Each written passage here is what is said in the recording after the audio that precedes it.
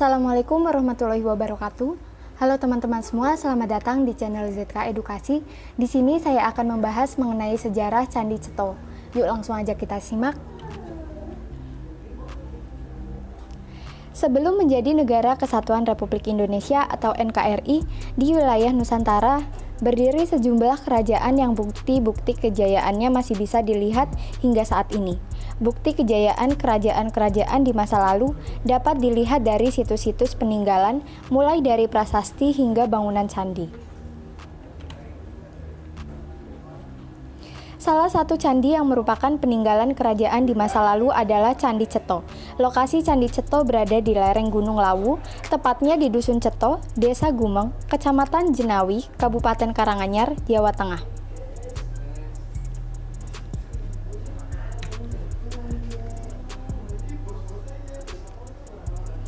Candi Ceto dibangun sekitar tahun 1452 hingga 1470 Masehi pada zaman Kerajaan Majapahit, tepatnya pada masa pemerintahan Prabu Brawijaya V.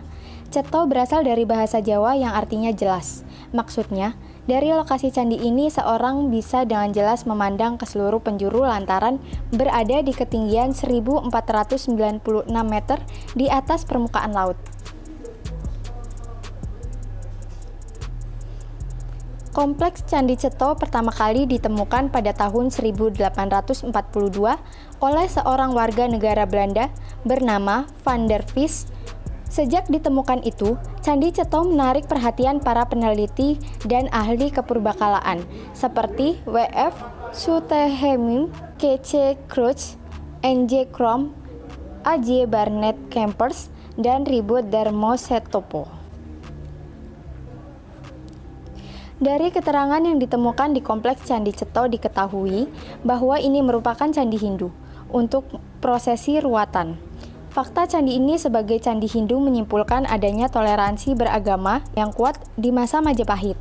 Mengingat agama resmi kerajaan itu adalah Buddha, adapun kompleks candi yang ditemui saat ini merupakan hasil pemugaran yang dilakukan pada akhir tahun 1970.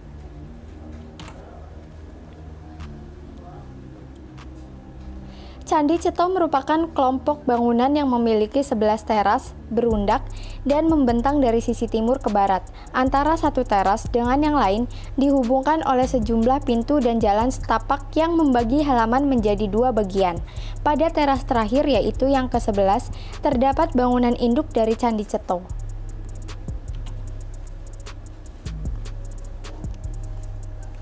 Sementara pada teras paling bawah di sisi timur terdapat gapura sebagai gerbang masuk kompleks candi. Pada teras pertama terdapat bangunan dengan pondasi setinggi sekitar 2 meter dan tidak memiliki dinding. Sisi dalam bangunan ini tampak sering dijadikan tempat meletakkan sesajen. Pada ujung barat teras terdapat gapura dan tangga dari batu. Adapun pada tangga yang menuju ke teras kedua, terdapat sepasang arca Nyai Agni, namun salah satunya sudah tidak utuh.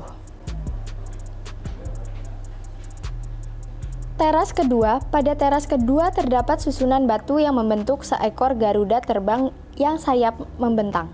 Pada bagian punggung Garuda itu ada susunan batu lagi yang membentuk kura-kura. Sementara di bagian kepala ada susunan batu berbentuk matahari bersinar, segitiga sama kaki, kala cakra atau kelamin laki-laki. Pada sisi barat teras kedua, terdapat tangga menuju teras berikutnya. Di sana ada dua ruangan yang hanya tersisa fondasi saja. Teras ketiga tidak terlalu luas. Pada sisi barat teras ini ada dua ruangan yang mengapit jalan menuju tangga ke teras berikutnya. Di dalam ruangan itu ada susunan batu berbentuk segi empat yang membujur dari utara ke selatan. Sementara pada dinding susunan batu itu tampak relief bergambar manusia dan binatang yang merupakan cuplikan dari Kidung Sudamala yang ada di Candi Sukuh.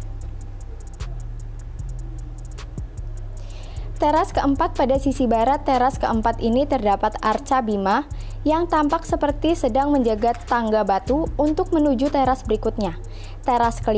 Sementara teras kelima terdapat bangunan beratap yang oleh masyarakat disebut berdapa luar. Bangunan beratap itu tidak memiliki dinding. Bangunan itu mengapit 2 tangga untuk menuju ke teras ke-6. Teras ke-6, pada teras ke-6 ini terdapat arca kalacakra dan sepasang arta Ganesha. Letaknya berada di kaki tangga menuju teras ke-7. Teras ke-7 ini terdapat halaman yang dikelilingi oleh dinding batu. Terdapat sepasang pendapa beratap tanpa dinding pada teras ini. Pendapa yang ada di teras ke-7 ini disebut juga dengan pendapa dalam.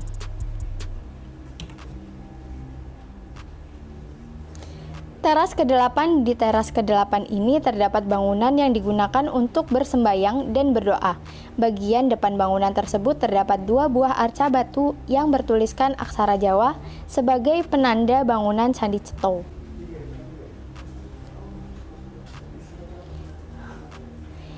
Teras ke-9, di teras ini terdapat ruangan yang menghadap ke sisi timur.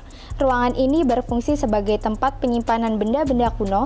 Selain itu, di seberang ruangan ini juga terdapat 2 bangunan di utara dan selatan. Bangunan sebelah utara menyimpan arca Sabda Palon, sementara bangunan sisi selatan menyimpan arca Naya Gengong. Teras ke-10, pada teras ke-10 ini terdapat ruangan masing-masing sisinya ada 3 buah bangunan kayu yang saling berhadapan.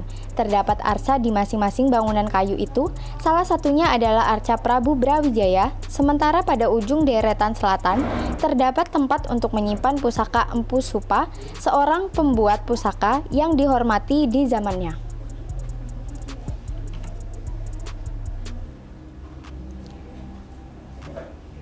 Pada teras ke-11 ini terdapat dinding batu setinggi 1,60 meter yang seakan menyekat tangga dengan ruangan utama. Sementara, ruang utama pada teras ini merupakan tempat persanggahan Prabu Brawijaya yang letaknya lebih tinggi dibanding ruangan yang lain. Secara umum, bangunan Candi Ceto memiliki kesamaan dengan Candi Sukuh yang membentuknya mengingatkan pada punden berpundak di masa prasejarah. Saat ini, Candi Ceto termasuk cagar budaya yang ditetapkan sejak 26 Maret tahun 2007.